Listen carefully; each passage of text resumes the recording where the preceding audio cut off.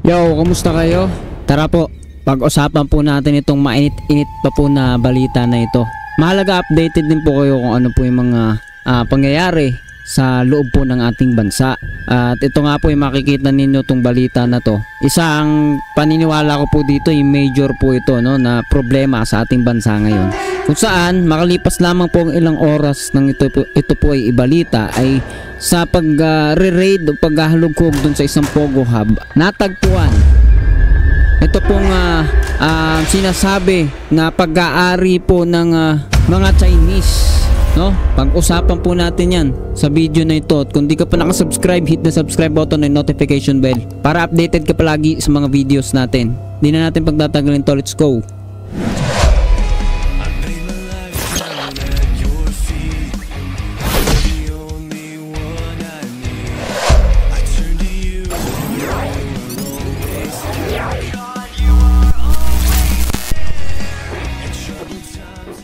So yun nga mga tol, at ilang oras lang po nang ito po ay i-post o i-upload sa 24 oras, so news, GMA News. Ito pong sinasabi na hinihinala, no, na uniforme ng sundalong Chinese. Ayan po yun, no? Play po natin yung mga unang bahagi. May Chinese Army uniform na natagpuan sa pagpapatuloy ng paghahalughog ng mga otoridad sa Pogo Hub sa Porac, Pampanga. Live mula roon, nakatutok si Jonathan Andal. Jonathan? Atom, katatanggap lang natin ng impormasyon na ito. Nakakita po ang mga otoridad dito ng hinihinalang uniforme ng sundalo ng China dito po sa loob ng Pogo Hub sa Porac, Pampanga. Alright mga tol, so ibig sabihin po niyan, hindi lang po yan basta kagamitan ng China. Hindi lang basta simpleng gamit yan na parang pang kusina lang. Guys, ito po, ano po to, isa pong mahalagang bagay po na dapat maunawaan po natin. Ito po yung uniforme. So ito po yung uniform ng sundalo, no? Army of China, sundalong Chinese. Yan po ang natagpuan po sa isang Pogo Hub. At pagka sinabi pong ganyan, no, hindi na lamang po basta mga ordinaryong incheck ang pumapasok po sa ating bansa. Kasi lately po napapag-usapan po yung sinasabi nila na papag-usapan po itong mga nakakaraan yung patungkol dun sa mga sleeper cell, no, na sabi nga po ay hindi lang daw po basta estudyante lang yung mga nakakapasok, kundi mga operatiba o maaring spy na ng China, guys. So lahat po yon ng mga usapin po na yon nagaganap po sa bansa po natin ngayon. Kaya kung ikaw ay nasa bahay, busy tayo, marami pong mga nangyayari po sa labas na hindi po natin alam, ipanalangin po natin yung gobyerno po natin ng ating bansa na maging maayos. Kasi po 'di ba, ito nga po sa balita na to, no, actually wala pang isang araw, 22 hours ago pa lang, 23, 22, hindi na, 22 lang yan. So ngayon 23 hours ago pa lang ang nakalipas, ito po yung binalita. Natagpuan sa loob po ng bansa natin sa isang Pogo Hub na nasa Porac, no? So hindi lang to basta kagamit ng kusina, ha? Ito po ay gamit po ng mga sundalo, uniforme nila. Pag kagulo na, no, hindi mo alam kung ilang libo na yung in-check sa loob po ng bansa natin. Hindi tayo dapat natatakot sa ganung kalagayan. Subalit, mahalaga na hindi tayo nagwawalang bahala. Aware po tayo para na giging alerto po tayo sa anumang mga pangyari na ipapanalangin po natin. Hindi tayo maging walang pakailam, mangmang po sa ating mga kababayan kung paano po umiikot po yung mundo po ngayon dito, lalo na rin sa mga usaping politika. 'Di ba? Nakaraan po pinag-usapan po natin yung dati former, no? Maybe sa susunod na video ipakita po natin yung video nung dati pong ating presidente nagiging questionable, no? Hindi natin alam kung anong totoo, sabay kakampi po natin o kakampi po ng kalaban. Gayon pa man, 'di ba? Disclaimer, wala tayong alam na kahit ano. Isa lang din tayong ordinary na mamamayan na nakikita kung ano yung mga nakikita dito sa internet pa lamang, no? Bago dumating yung time, i-cut, putulin ng mga koneksyon, alam natin yung mga kaganapan, bakit o paano nakakapasok yung mga bagay na hindi dapat po sa ating bansa. Play pa po natin ng kaunti ha. Ng Pogo Hub sa Porac, Pampanga. Nakita sa isang kwarto ang camouflage uniform na yan na ang botones ay may nakasulat na PLA o na siyang tawag sa mga sundalo ng China na People's Liberation Army. Iniimbestigahan ngayon ng PAOK kung mayroong mga sundalo ng China dito sa bansa na nagpapanggap na Pogo worker. Samantala, nagsalita na ang mayor ng Porac tungkol sa illegal na Pogo sa kanyang bayan. Narito po ang aking report. 6 na araw matapos lusubin ang umano'y illegal na Pogo sa Porac, Pampanga, kung saan may mga na-rescue pang ikinulong at tinorture umanong mga Pogo worker, nagsalita sa issue sa unang pagkakataon si Porac Mayor Jaime Capil. Git niya, hindi siya protektor ng Pogo. I condemn these heinous activities. Hindi po natin papayagan sa ating bayan habang ako po ay mayor na mawala ang na magamit ang ating Dapat ipasara kagad yan, no? 'Di ba? Ang alam ko nga yata kay Vico Soto, no? Doon sa kanyang pinamumunuan na bayan ay pinasara kagad, no? Nakita ba ninyo yung balita na 'yon? Sa pagkakaalam ko lang po dapat po talaga isara na po kaagad yan gaya po ng ginawa niya. So dito po medyo nangangapa pa po yata yung mayor ng Porac, no? Pero malinaw naman po na sinasabi niya hindi niya papayagan eh. Pero para sa akin lang, no, dapat i-close kaagad na kung ano man yung mga nariyan. So hindi ko lang alam paano natin titimbangin yung sinasabi niya na hindi niya papayagan. Pero I think naman papunta naman po dun yun. Hindi ko lang masabi, hindi ko lang natin ma-imagine kung paano dapat isara ka agad yan. Kasi 'di ba? Sa paraan na legal pa rin dapat isasagawa yun eh. Maging ang pagsasara. Tama po, tama. So, hindi man tayo maalam dun sa batas, pero 'di ba yung basic, yung principle lang na pangangailangan, no? I think pwedeng pumasok na yan sa 'di ba? Sa kalagayan na emergency, 'di ba? Patungo po sa pagkakaroon ng banta national sa national security po natin. So I think pwede yun gawin dyan eh. Pero syempre hindi naman tayo mambabatas, hindi naman natin alam lahat sa batas, kaunti lang yung alam po natin. Pero yun lang yung opinion ko dito na sa sinasabi po ni Mayor ng Porac, no? Nawa ma-close kagad, i-close na kagad kung ano mang mga pogo na meron dyan. Hindi gaya po nung sinasabi po noon, 'di ba, na former na presidente po natin ay sinasabi malinis daw po 'yun. Yang pogo na 'yan. Ano mang pagpapatakbo diyan ay malinis daw.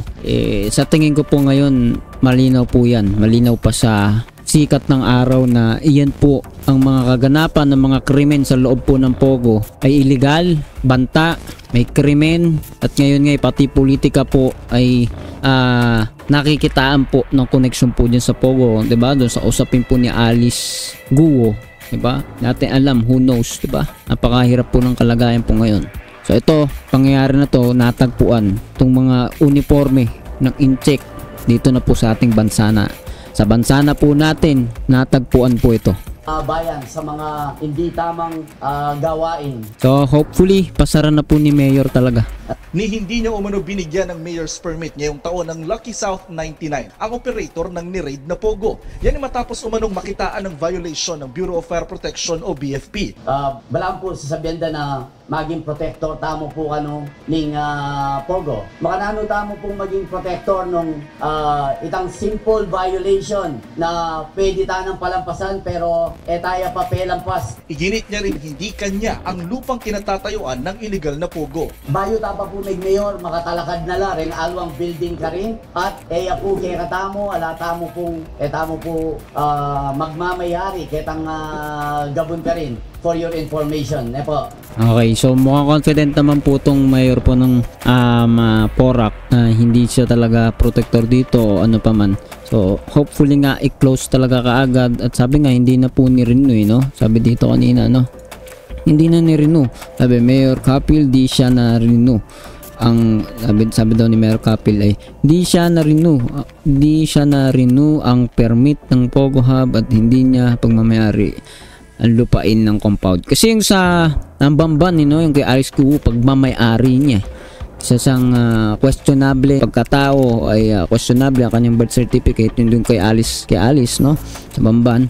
Tapos may-ari pa siya ng lupa kung saan kinatitirikan ng Pogo. Ito po, hindi niya ni-renew, hindi sa kanya yung lupain o compound.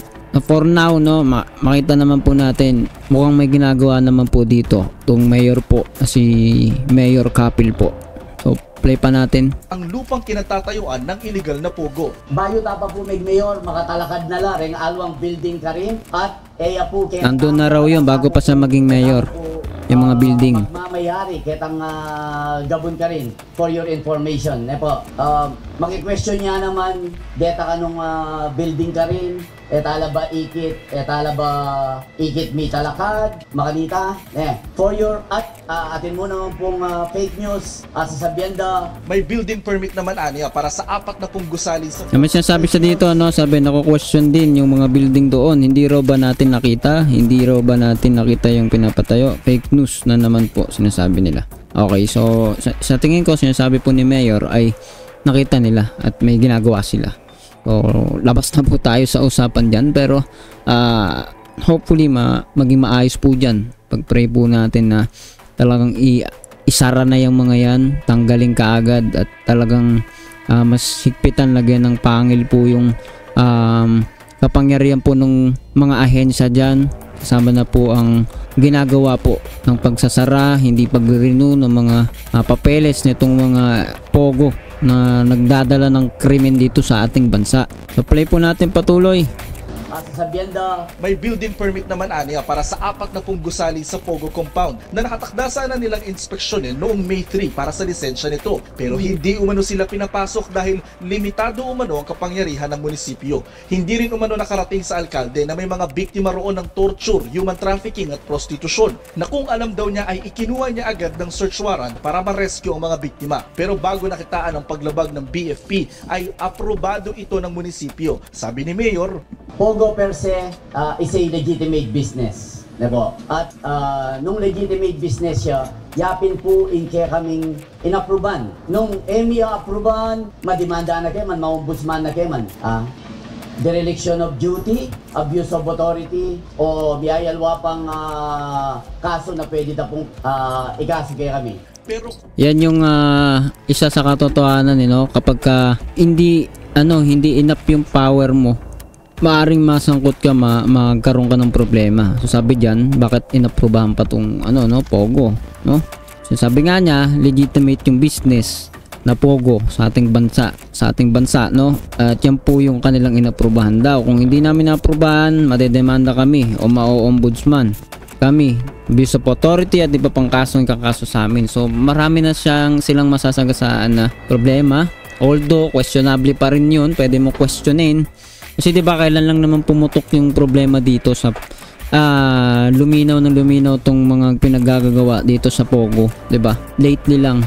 So mas lumalakas po loob ng mga ahensya ng ating gobyerno na gawin yung trabaho po nila. Hindi sila matatakot kasi alam nilang may issue meron pong problema. Kasi diba pag may doubt pa, meron pang mga question, mahirap na mapasubo agad sila may ginagawang diskriminasyon o ano pa man dyan, diba? Comment down below kung anong masasabi mo dito. Okay, sige, patapusin natin yung video, guys. Apruban, madimanda na kayo man, maombudsman na kayo man. Dereliction of... Pero it doesn't mean na magandang rason yun, magandang pero hindi tayo pwedeng mangusga sa kanino man, no? Basta niniwala po tayo na ginagawa naman po ng tao yung trabaho nila, tignan po na lang natin ng maigi bago tayo mag-isip ng kung ano pa man. Kung ano yung dapat gawin na niya, gawin na po ng bawat isa. Kung ano pong magagawa ng mga may katungkulan po dyan.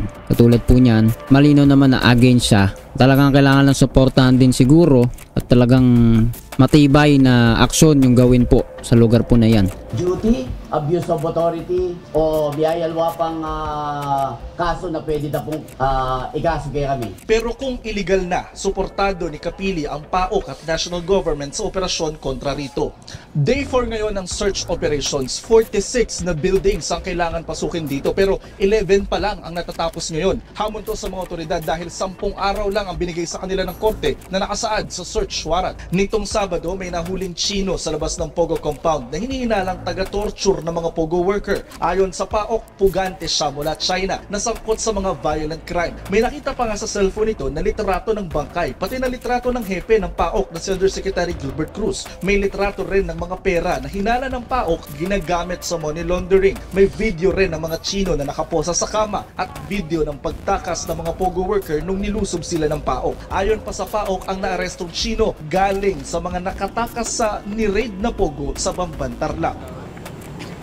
Ato may nakitang mga baril at posa sa isang gusali na pinasok ngayon ng mga otoridad. At kanina rin ay may nakitang sex toys, kama at mga sexy outfit na pambabae sa isang kwarto. Hanggang sa mga oras na ito ay nagpapatuloy pa rin yung search operations ng PNP-CIDG dito sa loob ng Pogo Hub sa Porac, Pampanga. Okay guys, hanggang doon lang po siguro tong video na to, at yung unang parte doon po talaga pinakita yung pagkakatagpo yung sa mga uniforme po ng INCHEC. At ikaw ano masasabi mo na natatagpuan na itong mga instrumento, mga kagamitan po mismo direkta ng People's Liberation Army ng China? Comment down below kung anong nasa isip mo sa bagay na ito, and don't forget to hit the subscribe button and notification bell para updated ka palagi sa video natin. See ya sa susunod na video.